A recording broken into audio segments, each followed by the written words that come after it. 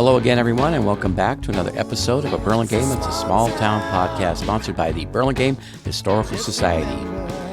This is Mark Lucchese, also known as Mark at the Mic, and my guests today, Oliver Jolas and Ben Lambright, are going to discuss their transition from the Peninsula Humane Society to Treasure Paws, an independent nonprofit organization. Treasure Paws, formerly known as Pick of the Litter, is a thriving thrift shop located at 1127 Chula Vista Avenue just off of Broadway, Burlingame. Oliver and Ben have set a goal of raising $70,000 for the Peninsula Humane Society through their thrift store operations. The duo have a commitment to support local animal rescues and to provide resources and supplies to small community-based operations. Oliver and Ben will also explain to us how their store Treasure Paws aims to reduce waste, promote sustainability, and support community welfare. And now my conversation with Oliver Jolas and Ben Lambright. Oliver and Ben, welcome to the show. Hey, thanks for having us. It's great to Mark, be here. Thank you very much. This is a treat, a pleasure. Well, we're going to get into some good stuff today, guys. And Oliver, I'm going to start with you. Okay. Sounds good. Yes, absolutely. You guys did a wonderful Rotary presentation, several weeks ago. But the one thing you left out, which I thought was terrific, is can you just tell us the story about how you found $5,000 in some apparel that was donated to your store? I mean, give us that story. Sure. It was pretty wild, very unexpected. I think it was just a random Tuesday or something like that. I'm at the front. When we're at the register, we usually we try to stay busy. So I brought a bag of clothes up there to sort. We go through the stuff to pull out the stuff that's stained and stuff we can't sell. I'm just kind of sorting through the bag of clothes, and I'm pulling out pieces, and I pull out a piece, and then some money starts falling out, and then I pull out another one, and it starts raining money as I'm pulling clothes out of this bag. And I look at my colleague, and we're looking at each other, and they're like, "This is a lot of money falling out of this bag." Yeah. Was it mostly $20 bills, Oliver? It was. God, good question. It was 20s. It was a bit of everything. A little bit of everything. A little bit of everything, and it was a lot of it. Yeah. And so we were open at that point. We're open for business, and right. there's customers around, and I'm just kind of pulling clothes out, and there's money falling everywhere. And I look at my colleague, and I'm like, can you try to help me clean this up, and let's figure out how much is here. Let's run it to the back, put it in the safe. Right. And we determined it was $5,000. $5,000. Right. And that's when the investigation, the mystery began, because we get so many bags of clothes. Very fortunately, we're very lucky to be well supported. There's no names on any of these bags. There's no identifying. Right. Anything. People just drop and run. Exactly. Literally. That's when the investigation began, and I was able to figure out. I talked to there's a gentleman who used to drive our truck for us. He went, and it turns out he went and picked up a large donation. So most of these bags were part of that larger donation, and I got contact information for the donor. But had he not picked up this, had I not been able to link this pickup with him, and because he had the information, it would have been a totally anonymous thing. We'd have no idea how to reach these people. So I reached out, and it turns out that the donor was clearing out her mother's stuff. The donor had no idea that this money was even in there. Wow. And so when I said, "Hey, we have something that you may be interested in," she was like, "Oh," and I was like, "I prefer to tell you in person. Why don't you come on down?" Right. And she came down, and I handed her an envelope with $5,000 in it, and she's like, "I'm like, I think this is yours." And she's like, was caught off guard, very surprised, but that's just that's how it went. And then, as far as the story goes, I have a friend who's in local news, and I happened to mention the story to him. I was actually over at his house for dinner, right? And he and his wife thought it was interesting, and then a couple days later he contacted me. He's like, I think this would make a great story, and it did. So KPIX picked it up, right? Not just the Journal, but the KPIX. The Journal's terrific. Don't get me wrong, but it went on TV, so that was pretty cool. It went on TV, and it actually went beyond that. From KPIX, it got picked up by other outlets across the country. That is terrific. To the point where I got a letter and a check from someone in New York. No kidding. Saying, yeah. So my editor asked me, Mark, I wasn't going to ask this question, but they said, Did you get a reward from the person? Good question. No. Was it disappointing? Yes and no, and not so much, honestly, because the press that we were able to generate was phenomenal. I mean, to the point where people would come in literally for a year following that, say, "Hey, I saw you on the news. I was in Yuma, Arizona. I was in wherever it was, and it was on the news." I had our local senator, and then the California legislature reached out from Sacramento with a personal thank you note. So it was all worth it. How many years ago was that? It was like 2.5. Yeah.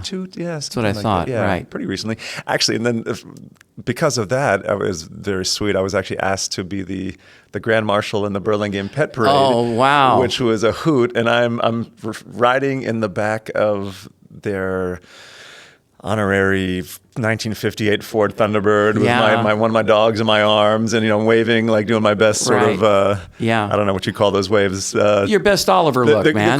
The queen wave, whatever it is, and we roll around the corner, and there's Ben coming out his front door, like first thing in the morning, like yawning and stretching, and he sees me riding by. I'm like, "Hey, Ben." That's funny. That's a great story. It was a hoot. Yeah, that tells a little something about your character for sure. Thank you. I appreciate that. Ben, I believe in equal opportunity. Do you have anything that can match that or exceed that? Well, I mean, as a rule, I try to only get in fights I think I can win. He has so much. Yeah. He has so right. much. So I guess I would start with, before I got into this sort of business with Oliver, I was running a literacy program in the Bronx. And we started with a budget of $300. And I went to Google to ask for money and help with $300 in the bank. I took a kid with me who just looked good in a suit. I said, "Come on, we need you in the room. Just sit there and act professional for me." Right. And at the end of the day, that turned into us doing over 10,000 literacy appointments. And for 6 years, we only had one kid come to us who didn't finish at or above grade level, and almost 95% of our kids came promotion in doubt, meaning that they were unlikely to make it to the next grade. And we managed to get them all through. What a success rate that was. Are we talking elementary school there, high school, or what? We handled everybody as a rule, because we were, in my opinion, the best, and we were definitely the cheapest and free, tutoring program in the Bronx, in the area. So we said, if you're here, we're going to help you. That came down to, like, parents would come to us and say, "Can you help me with a resume? My English isn't so great. I need to get my resume together." We did most of it was elementary work, right. But certainly that we had the whole spectrum. You were there. open to anybody who comes through the door, right? We moved towards the problem. That was kind of our big thing. Good story. Yeah. Thank you both for sharing that. Anything else, Ben? I guess the only other thing that I would love to mention is, honestly, because I love the store, is I was involved in the Preston's Candy Rescue Project a few years ago, and that got a lot of media attention. Is we put together rescue boxes for Irene. And we ended up getting all the major news networks out there. What was that about when you say the rescue project? So I had just first moved to town. It was the tail end of the pandemic. And I walked into Irene's, and I overheard her just telling an older gentleman, "I need a lot of help." And I thought she meant she needed help in the store. Right, so I said, retail help. I'll come in and I'll lift some boxes for you. Irene was 75 at the time. And more I found out that help she really needed was financial. She was pretty far underwater in those days. And she wasn't ready to sell online or anything like that. So what we did is we put together a project where for, I think it ended up being $15, $20, something like that, you could buy a rescue box to help Irene. And we sold them in all 50 states. We sold thousands of the things. Amazing. And then we pivoted to a subscription model at the end that really helped her go out on her own terms. And that was one of the things I was the most proud of, is putting those rescue boxes together for her. That's really cool. Starting her online business. Irene was a guest on this show. She was one of my first I love ones. Irene. One of the first her. 10 that I ever did, and she's and I still bump into her occasionally. She's living way down in, I think, La Honda now or something like that. Oh, good. Yeah. Get that good weather down there. That's fine. That's Go right. Irene, yeah. Great stories, guys. Thank you. Okay, we're going to move into our show here a little bit. I'm just wondering, and you guys can share this answer. Oliver, I'll start with you on this. Is there kind of a stigma attached to a thrift shop, or how has Burlingame sort of evolved into thrift shopping? That is a great question, because For many years there was. I mean, thrifting, as it's known now. It's called thrifting? Thrifting, yes. It's a verb. Like, I'm going thrifting. I thrifted this at, such and such store. Right. Thrifting was for people who basically that's all they could afford. It was stores were typically like dirty, dark, and dingy, and you just kind of dig through dirty stuff. Right. And that was your only option if you couldn't afford things. And now it absolutely has exploded. Everyone and their mother is thrifting. To the point where literally our customers, I mean, on any given day, I've got, a little 4-year-old wanting to buy a toy, her grandma's paying for it. High school kids, college kids, people are in their executives, up to people like literally in their 90s. And now it's very much the norm. The stigma has, for those who are sort of in the know, has disappeared. Because folks can find some vintage items. They're looking for vintage clothing, I guess. Yes, and designer stuff. I mean, literally, and I love telling this, but on any given day, I've got customers coming in. One guy's chaining his jalopy bicycle to the little bike rack outside with a flat tire. Right. And then you've got people, the Porsche and Range Rover is coming in, and so it's such a mix of every socioeconomic level, every race, it's a true melting pot. Right, and you're within about 3 blocks distance of Goodwill, right? We are. We're very close. Very close to Goodwill. Do you guys ever go over there and look around? I've been known to wander in every once in a while. Just to see what's up. Yeah, it's a great store. Yeah, okay. As the show goes on, you can feel free to talk about your big topic, how thrift shops can save America, okay? As I know you guys can go on, make that a whole show if we wanted to, but you can give me examples as we come across. For sure, okay? And that's very much Ben's wheelhouse. He's the superhero behind this. It was a great slideshow that you put on at the Rotary last month or Thank you. All right, how about a little history of Pick of the Litter and the involvement to Treasure Paws? Who would like to take that? I'll just get quickly on just Pick of the Litter, and I'll hand over to Ben for the transition. But Pick of the Litter was a thrift store that supported the Peninsula Humane Society. It was started 1982, I think. Okay. Originally was in San Mateo. They were there about 20 years. I'm not sure why, but it did move over to Burlingame, the location we currently are in, 1127 Chula Vista. It kind of became a staple in the community. It'd been around for so long. However, things have evolved, and in the area, rents have gone up, and so there kind of came a point where, at some point, there was a chance of Pick the Litter not surviving, not making it on for another chapter, and so that's where I had the idea, and I decided it was Ben and I's idea, honestly. I mean, Ben came on. Ben was a longtime customer and just a friend, and I was like, gosh, Ben would be the perfect guy to take this to the next level. How long had you been working there? I'd been managing the store for about 3 years at that point. Right. 2.5, 3 years. And Peninsula Humane Society was paying the rent and all of that kind of thing? Yeah. The whole 9 yards. Correct. At the same time, Peninsula Humane is, growing to, they're already a big organization, and they've got these 2 massive projects they were about to undertake, and they've currently are finished one, and they're moving on to another, but opening up the brand new Larry Ellison Center for Wildlife down in Saratoga, giant state-of-the-art facility. And now they've recently purchased 200 acres in near La Honda, 200 plus acres. For wildlife or something? Wildlife sanctuary. Yeah. So animals that can't be adopted can live out the rest of their lives at this sanctuary. So these are mega projects. This, small little thrift store is kind of outside their mission, right? It's always been outside their mission as long as it's been around. Also, it's a liability as well on the organization. So we thought we could we'd come in and take that off their hands and grow it. There's so much demand. There's so many people wanting to support us. We've been limited in the amount of space we've been able to work out of.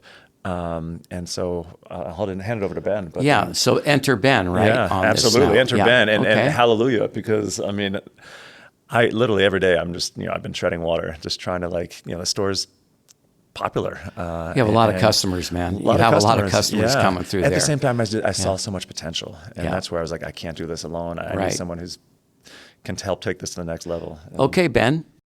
Enter Ben. That's not a lot of pressure in that setup. But you were up for it. So I've had a solid career in nonprofit work and fundraising, and I was taking my walks during the tail end of the pandemic, and I'd come down and see Oliver, and he learned that he could sell me things because that's what he does, and he's amazing. Right. And so he's selling me records every day, and he's like, "Hey, I got special records in the back you can go check out." And then all of a sudden he's like, "You're a volunteer now. You can price these records for me." And then one day he goes, "I have a special project I really want to talk to you about." And I grabbed my forehead, because when you're in fundraising, people will come and tell you their special projects every month. My favorite was a woman who told me she owned the rights to Marilyn Monroe, and she needed me to fundraise for her play she was going to put on. And Shaquille O'Neal owns those rights, by the way. You don't. Is that right? Yeah, he does. He has the Marilyn Monroe brand. He has the rights, gosh, okay. But because it was Oliver, and he's such a good guy, and you can feel his heart when you talk to him. He's a good person. I said, all right, let's sit and let's talk about this. And he pitched me the idea of potentially opening a thrift store together and helping out PHS. And I said, wow, honestly, if it was anybody else, I wouldn't want to get into this project. I would just go make money the easy way. But instead, I said, all right, let's go. Let's see what we can do. And the first meeting went so well with PHS. They loved the idea. They loved us. They wanted to be on board. That this project. What did you do? Meet with the board of directors on that thing, or what? I'll throw that one to Oliver. It started initially. I pitched it to my boss at the time, who is a director at the organization. Yeah. And then he got us a meeting with his boss, who is, pretty much number 2 at the organization. Wonderful people all around. I mean, absolutely. Do you feel like they were trying to get out from that too, though, having that on their shoulders, or what? They were looking for maybe an escape route? That's a good question, because I don't know entirely their position on everything. I do know it came as a surprise. This is a 40-year thing that's been part of the organization. Right. And so it took us a little while to digest, to kind of process, and are we ready to let it go?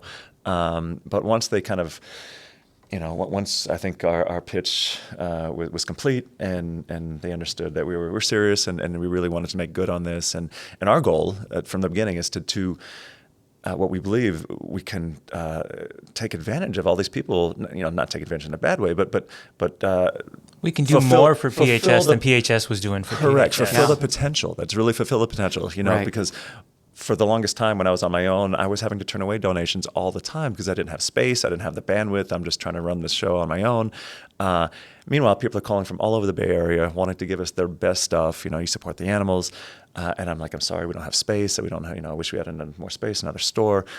So I think PHS believed in our vision, our goal, that we can really, if everything goes according to plan, open up another store or two and make more for the organization than we ever could out of this one little store. Right. That's our goal.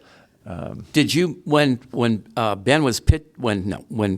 Oliver was pitching that to his boss, were you part of that? Oh yeah, absolutely. I was there, and I think Oliver's being a little humble in the fact that they took so long to digest for them. I don't think that was really the case. I think we finished that first meeting. I looked across at Brian, who was the guy we took the first meeting with, and he said, this will be a big chunk of change, and we were offering them not a temporary commitment, but a permanent commitment for our entire organization to donate revenue to them across the board for everything we do in this area.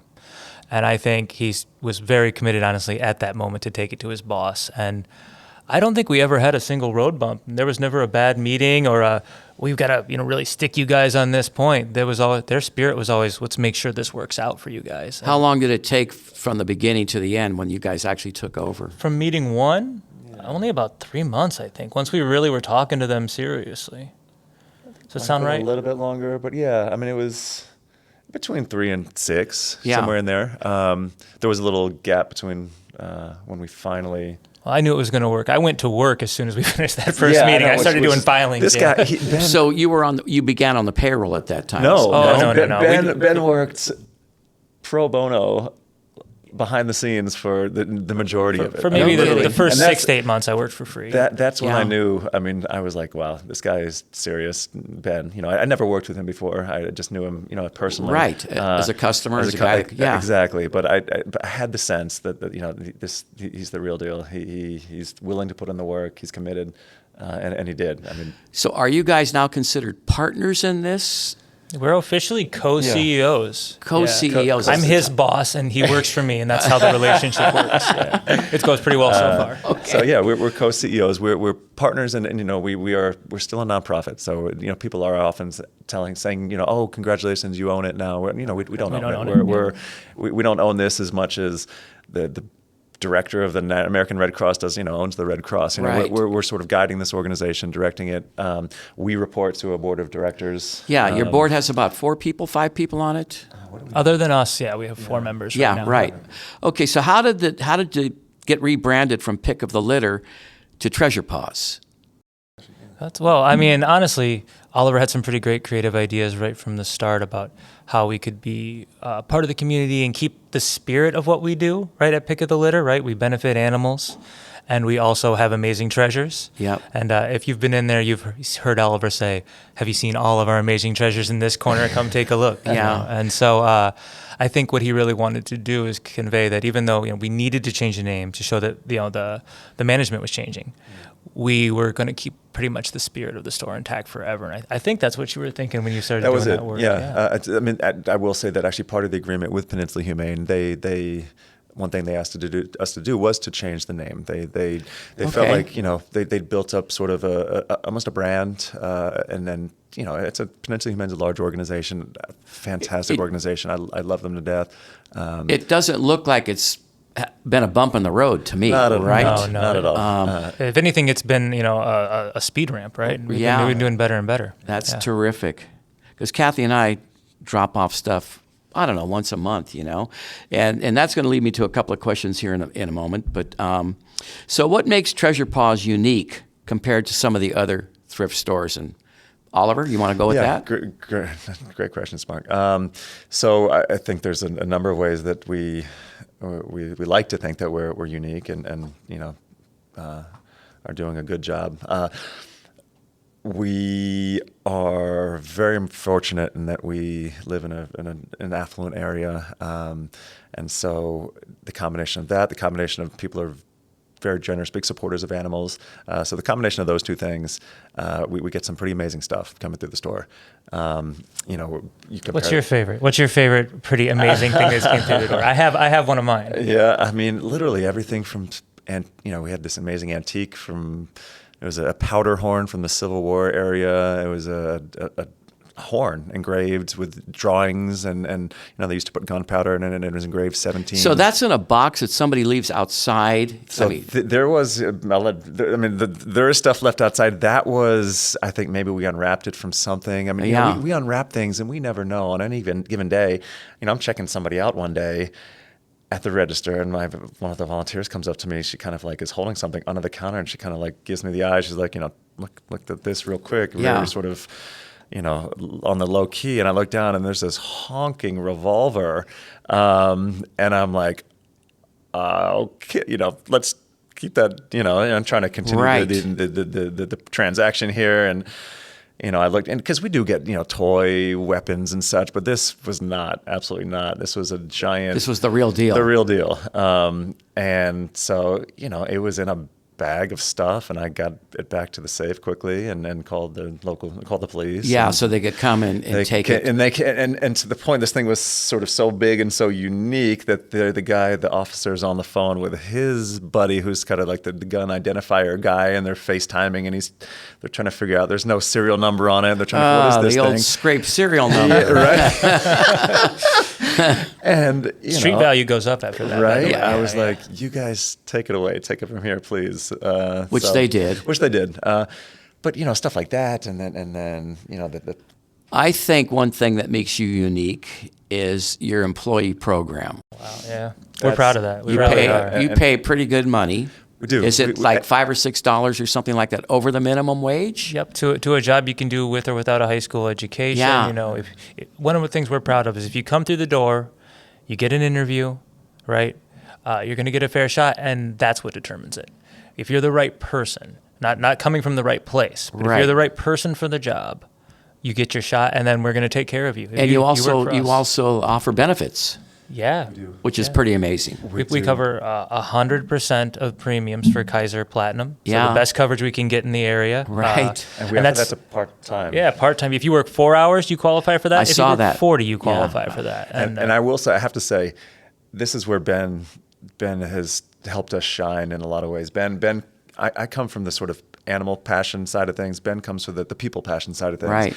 So it's a wonderful blend. It's a wonderful blend. It really blend. does work out great. Ben taught me, and I realize it now, that if your community is not thriving, is not taken care of, the animals in the community have no chance. Right. So Ben got me on board with, let's take care of our people. Let's make sure that the community's thriving. And we build from there. Well, you can see it. Everybody, when you walk in, is pretty busy. They're hanging, rehanging, they're sorting. They're, like people come in and when they're shopping, sometimes they move stuff around, but your employees are always coming in. Employees and volunteers. We got to shout out. And I mean that when I say that. Amazing volunteers at this place. And so I think that's a way that we are unique in many ways from so many businesses locally, is that we have our heart and soul as our volunteer base. I just love how everything's merchandised. The aisles are lined up. Everything's kind of faced forward. In grocery, we would call it face forward, but everything, you guys, everything's straightened out. It's neat, it's dusted, it's clean. I hear it all the time. People are like, man, you keep this place so tip top. And then I'm like, listen,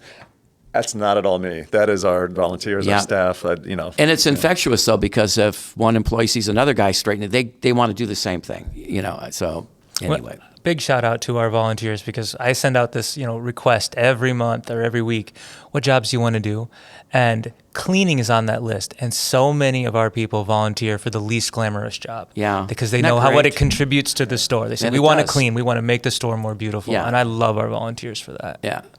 So, I asked, what kind of items are you guys getting? You know what I mean? And you mentioned quite a few there, Oliver, but obviously it's a lot of clothing, right? Yeah, clothing is by far our biggest seller. Is that your lead? Clothing is number one, Clothing is, women's clothing specifically. Right. Well, here's an example. I needed to know this.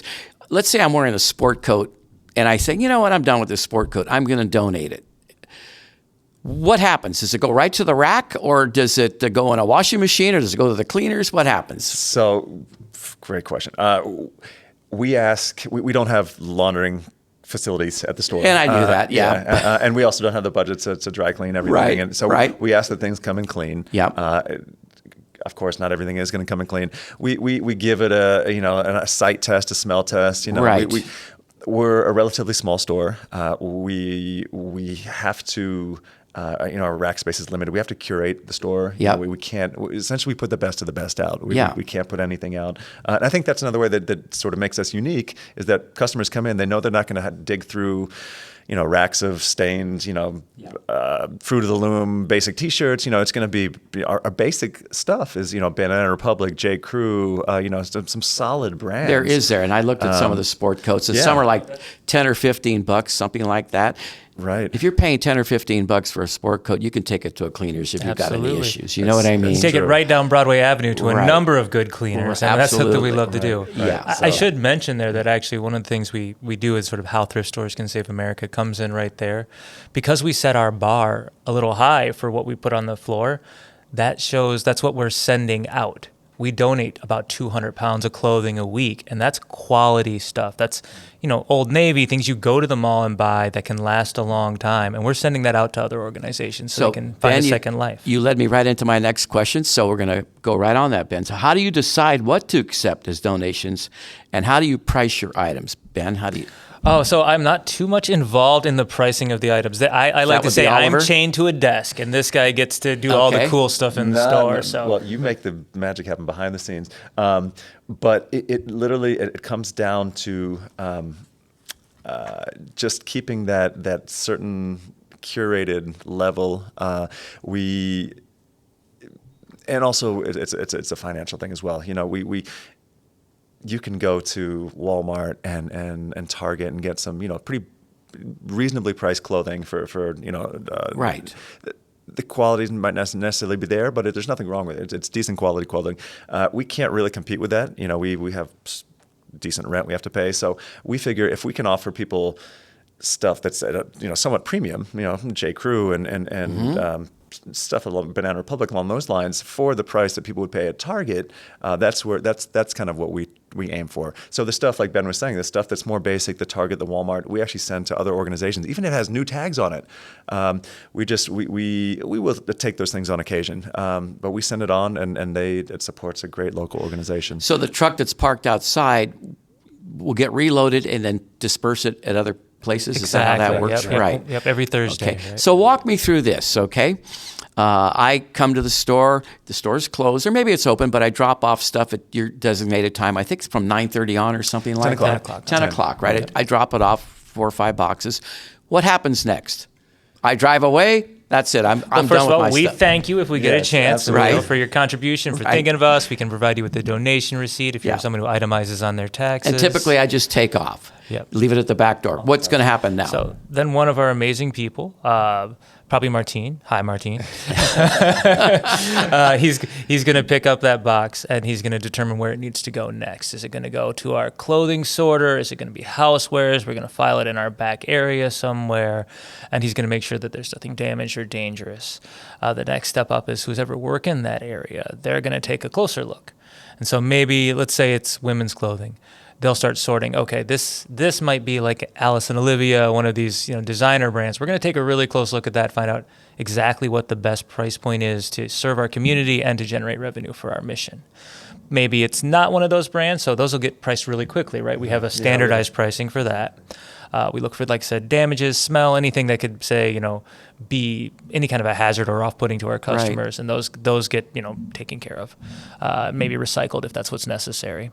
And then after that, we have another layer of volunteers that they're going to step up, and they're going to get it out on the floor and arranged as best they can. Fold and hang and things like that. Folded and hanged. And, right. They will do light cleaning if it's there, if it just improves the item quickly, especially like a high-end pair of shoes or something comes in. Yeah, or glassware. You guys have a lot of glassware there. Oh, our housewares bar volunteers supplies, are so housewares, great for the care they take over those items.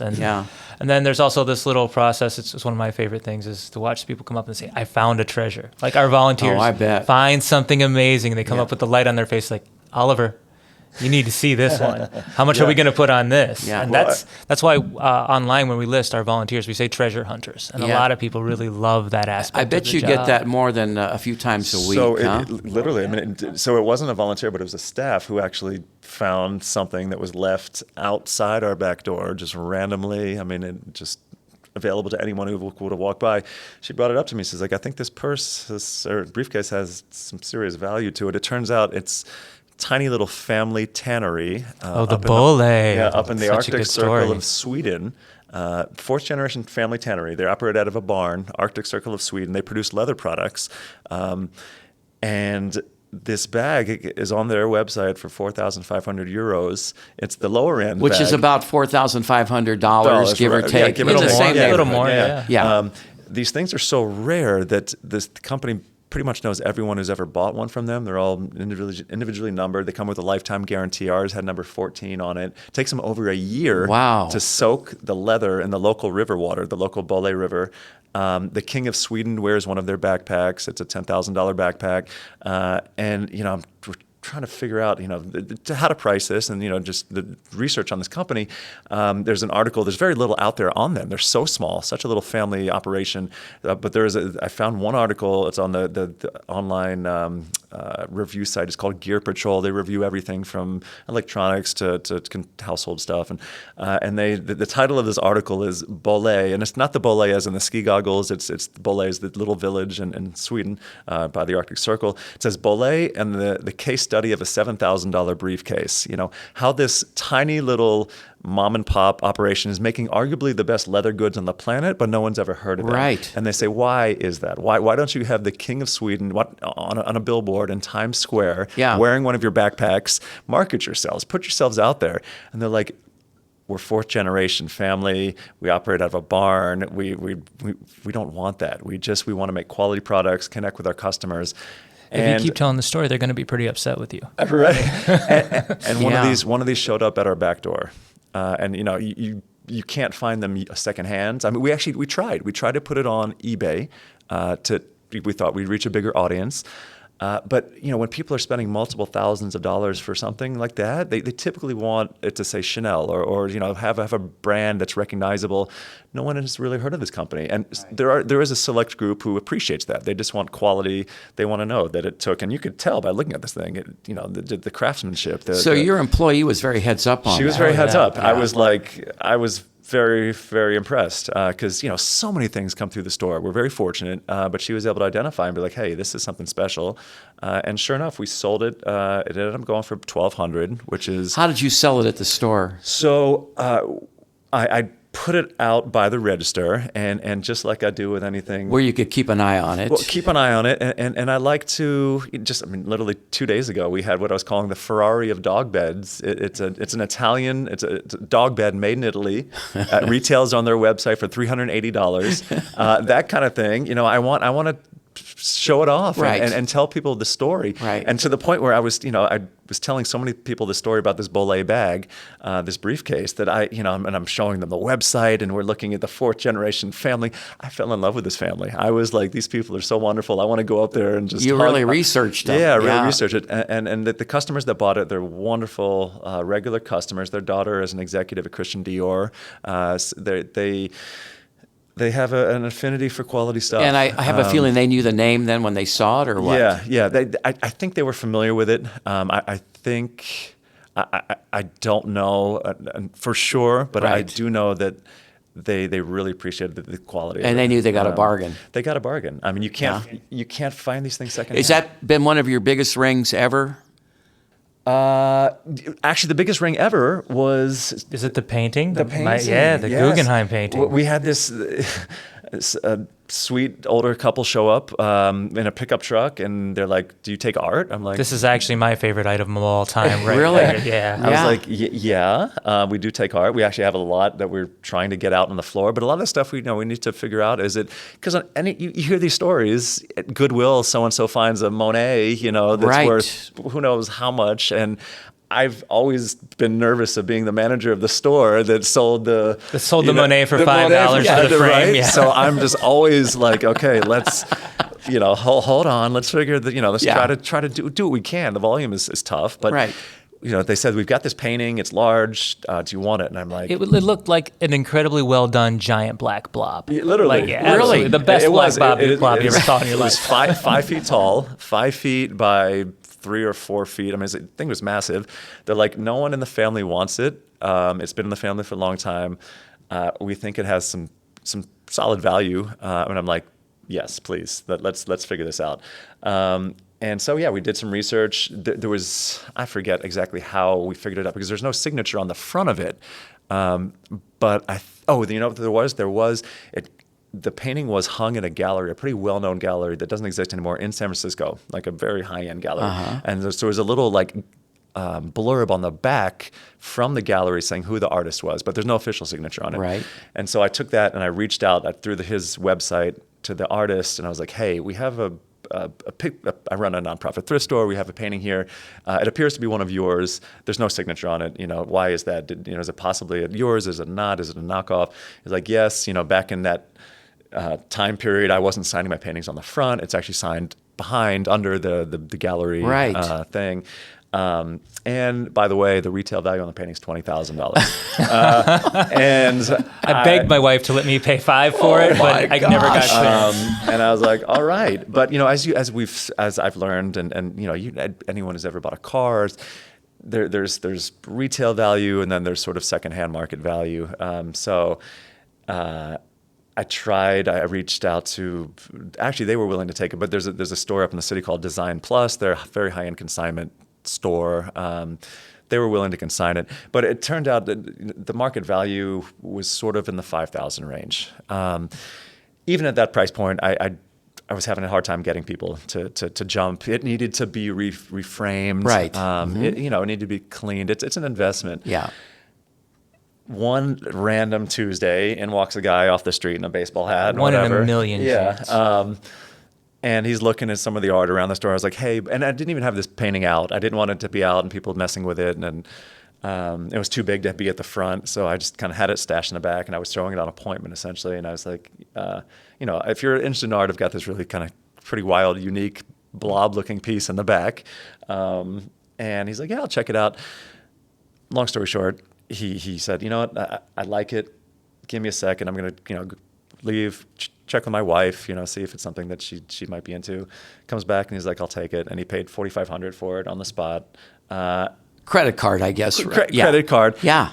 And then he comes back in. He's like, by the way, my wife is related to the artist. Yeah, I thought it was like a brother-in-law, right? I know. I mean, it was like, all right, it was meant to be. Coincidental, I guess you would say that is, or whatever. Yeah, that huge is coincidence. crazy. So that's so far has been the biggest big ticket item. So it went for $4,500. $4,500. How long ago was that? That was at least a year.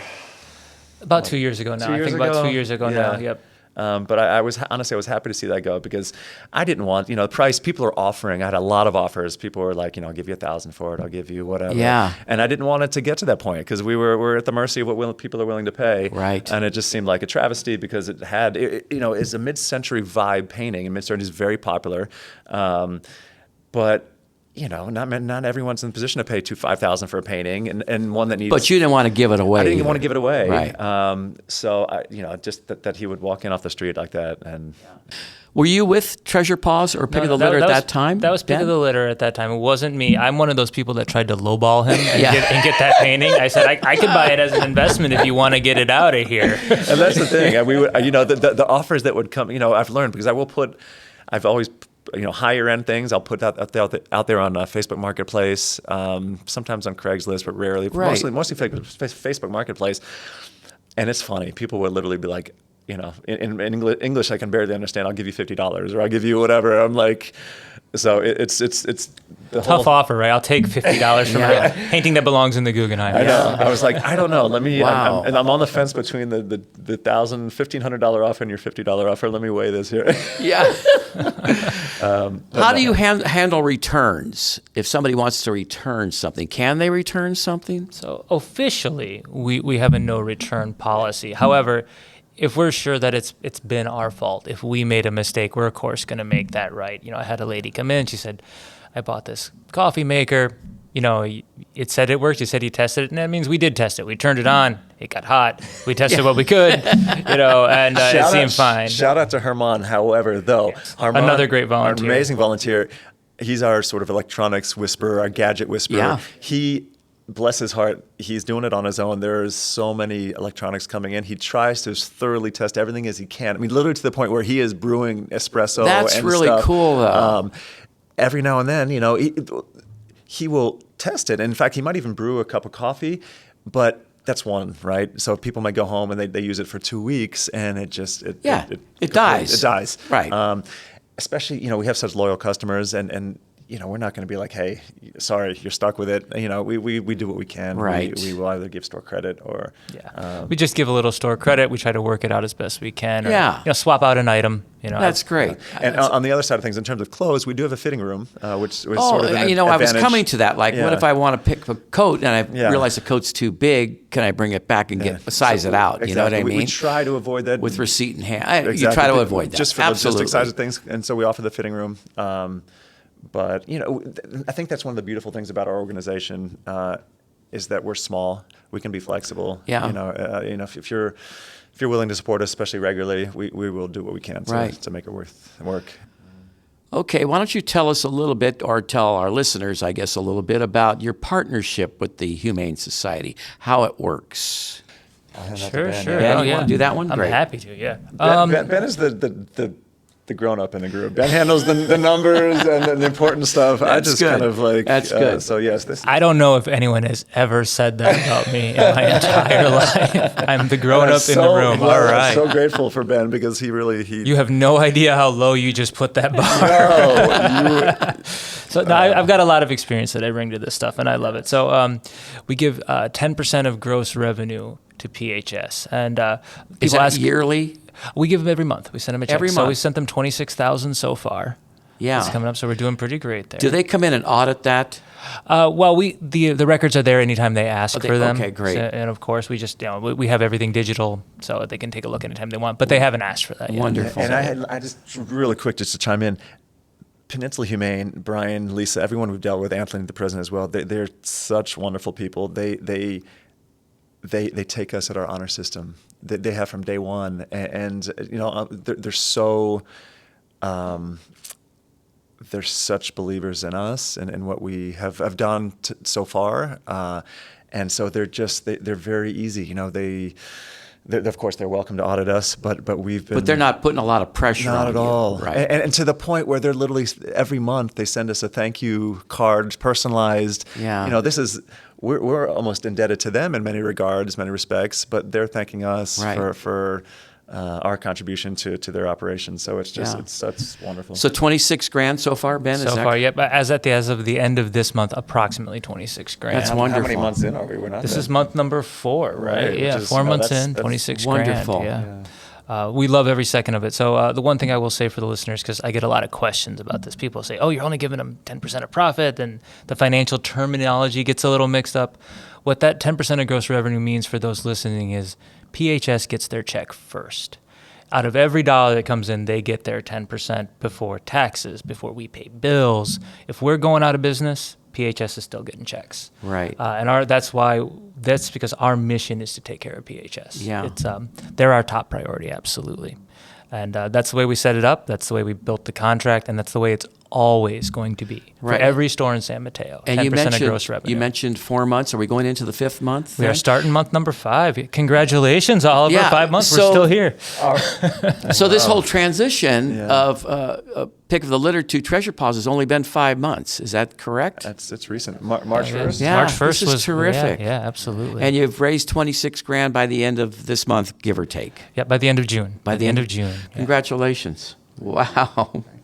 You know that it's an honor, honestly, that they trusted us with this. Yeah. They could have said, these two, not adults want to run this store. The 10% that's, the $26,000 that you just mentioned, and you mentioned it publicly, is that available for the public to spot or to review or anything like that? So that would, I guess, officially be PHS's business to publish those donations. I guess we're welcome to share it. Anybody can ask me what we're doing with our money. Right. So it's not anything I'm very that's happy to tell you hidden or anything like that. No. So I will say that we published the agreement percentage, many, many times online. I probably should know this, but I know that when Pick the Litter was around, proceeds from Pick of the Litter were going to what's called the HOPE medical program at Peninsula Humane, and that is to provide medical care for the animals most in need. Animals that come in and the owners have shot them, or they've had these egregious injuries, or just most ridiculous, unbelievable things. Urgent medical care. That's where the HOPE medical program steps in. I do believe that our proceeds are still supporting the HOPE medical program. Yeah, at the tail end, I believe that was the last document I saw from them, that they were going to push it in that direction. Yeah. So it's Peninsula Humane they do such amazing work. And we're it's an honor. It is, honestly. I worked my whole life trying to do good things, and to have an organization of their size and impact to say, we trust you. We want you to do this. That's one of the biggest honors of my whole life. Great. So, Ben, I'm just wondering, are there any upcoming events or promotions you'd like to share? And I'm also going to ask you, how did Broadway's first wine walk go? But first of all, any promotions or events that you guys have going on? Oh, we've always got something going on. Actually, literally, there's always an interesting discount going on at the store if you come in and check it out. We have one every single day, but Tuesdays is a great one for us. That's when we give an extra 25% off on top of all other discounts going on in the store to all our seniors in the community. What's considered a senior? Oh, honestly, if you're a good liar, you can get it. If you, know what? That's great. I have carded a lot of people, but at the end of the day, they have not provided identification, so we just kind of let them That's go. That's a great answer. That's a great answer. Technically 16 over. Yeah, technically 16. But who's going to ask, right? I mean, we used to have one when I was with the Petrini markets back in the day, and it was kind of insulting sometimes to ask somebody that. Exactly. And so you're right. Hey, I'm a senior. Great. Okay, discount. If you want to own up to the crime, we're going to let you get away with it. And I tell people that don't quite qualify, hey, it's something to look forward to, right? It's Yeah, it's something to look forward to, right? Okay, so anything else coming up? We've got a big one. Now, technically, we're still pending approval of the date with the city, but honestly, I'm immensely proud of this, so we'll start talking about it now. We're targeting September 13th. We're going to have our official big grand opening. We've kind of been a soft opening for now. Yeah. And this is something that's just so much in the spirit of what we're trying to do, is we're going to have a community mural painted, where the community at large will be invited to come and paint part of our giant side wall. And we're working with some people to do a huge mural to sort of in the spirit of what we're doing to make Burlingame more beautiful, to bring some people down to Broadway. Awesome. And we want everyone in Burlingame to come be part of that. We're going to do a big ribbon cutting, and there is a rumor that one of our volunteers is going to bring some women's chorus members down to sing the Hallelujah chorus while we cut the ribbon. Yeah, we're going to have a blast. We're going to have is, some fun. Man. That is great. So the mayor or city council will come down and do the ribbon thing. The chamber will be there. Thank you to the Burlingame Chamber of Commerce for making that possible. We're new members, and they have treated us so good. Congratulations. I think Susan Baker is one of the big people there. Yeah. I love Susan. Yeah, it's going to be kind of a little block party. That is great that you guys join the chamber, though. Yes. Really it means a lot to us to support Burlingame every chance we can. Yeah. Okay. Ben, I'm going to go with you again. That's a good move. We don't need to talk to Oliver anymore. It's my turn now. Right? So no. What's been the most rewarding part of running Treasure Paws so far? This is an easy one for me. I love this. So there was a couple of days where I got away from my desk. Oliver was sick, and I had to go into the store and do my best Oliver impersonation. Right. And that's what we're all doing when we're in there. And so I was there. It was actually kind of a slower day. And this woman came in carrying older woman carrying just little small bags. She was clutching pretty close to her chest. And I said, "Oh, hi, how are you? You know, what's going on?" And welcome in. And she said, "Oh, I brought these to donate, but I'm so ashamed to say I haven't been here in 5 years." And I said, "Oh, well, we're still happy to have you. Thank you so much." And she said, I haven't really left the house since my husband passed. And I said, "Oh, well, you know, we're still, I love it that you come in. Let me hand me your donations. Let's just talk a little bit." It was a slow day, so I had time. And we just chatted a little bit about what life was like. And she said, you know, it had been getting more and more difficult to lock the house. And she had lost a lot of weight. And so much so that her kids would not let her walk the big dog anymore. Oh, boy. And so I said, "Well, I'm happy to have you. What do you want to look at?" So we walked around the store together a little bit, looking at like little tchotchkes and stuff like that, whatever she was into. And then she came to me a little later in the day and she said, "Can you help me with something?" I said, "Yeah, sure. That's my job. Whatever you can do." And she said, "I don't know what size I am anymore." And so we had to just sit there and we were holding up clothes and we were like, this looks pretty good. Size, yeah. I think this one will work. And eventually we landed on some stuff that might be her size. And she wound up just buying a few bright things to fill her house with and to have a symbol of the fact that she got out. And it was just wonderful to be part of that. And then I was thinking to myself later, right, she could have gone anywhere in the world, for her first trip out. Right. But she thought, I need to go to that Burlingame institution. Right. There's something special going on there. And it was such an honor to be part of that. And I'll never forget when she was leaving the store, I said, "Goodbye, come back soon, of course, come back as soon as you can." She turned to me and she said, and she had a little defiant, like kind of piece in her voice. And she said, "As soon as my kids get out of the house, I'm getting a little dog when I can walk whenever I want." No more big dogs. No more big dogs. I'm getting a little dog. I'm adopting a new That's one just so for great. me. But yeah, that for me, I wrote a story and we sent it out on our newsletter about that. And that's what we mean to a lot of people. We're their daily stop. I know. Oliver was my daily stop during the pandemic. I was like, not many places you're allowed to go. Yeah. You go in, you say hi, you look around a little bit, and we try to see everybody who comes to the door for who they are. Right. It doesn't matter, how you dressed or what you're spending. You're important to us. It's building a sense of community. We are a community organization. Yeah, absolutely. that's very important to us.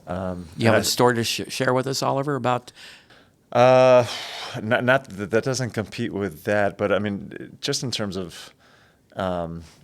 We have Oliver's fan club. We have a group of people that come in and just love Oliver to death. When I'm there, I hear customers referring to you by your full name, your first name. You know what I mean? Well, that's for me. I mean, that's. He connects with everyone. He's holding back because he doesn't want to say how great he is about this. No, but every single person matters to Oliver. That's why I'm working with him. Yeah. That's what we need in this world. Honestly, we need we need more connection. We need more community. Do both of you guys work 5 or 6 days?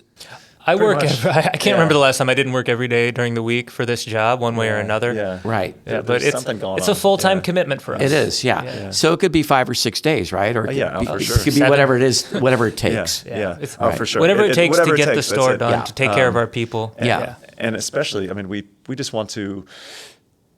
we've got big dreams and big goals, and we want to do what it takes to have that come to fruition. I truly believe with the right support and working with the right people, we can make this country a better place. We can change things and push back a little bit against. We've kind of become kind of a rampant consumer culture, right?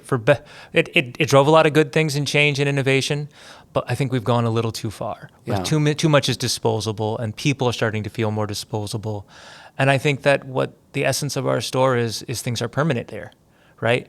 Get their second, your third life. It's valued, not just the customers that are coming in valued for their money, but valued for who they are, and items that are on their second and third life. 100-year-old geisha wigs that found a home, Guggenheim paintings, or a box of stuffed fleas that my daughter thinks are not dog toys. They're just for her. And all those sort of little things that we recreate their value once they're coming to us. We show them the respect they deserve, and I think that's kind of what we're about there. So are these some of the ideas of how thrift stores can save America? I think that's the core right there. That's the core, is that, if something is good, make it last as long as it can.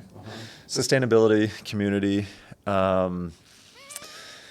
that's the heart of it. And those are fortunately, those are aspects that are kind of coming back into the spotlight. There's, we have the younger crowd, the I don't know, Gen X's, Gen Z's.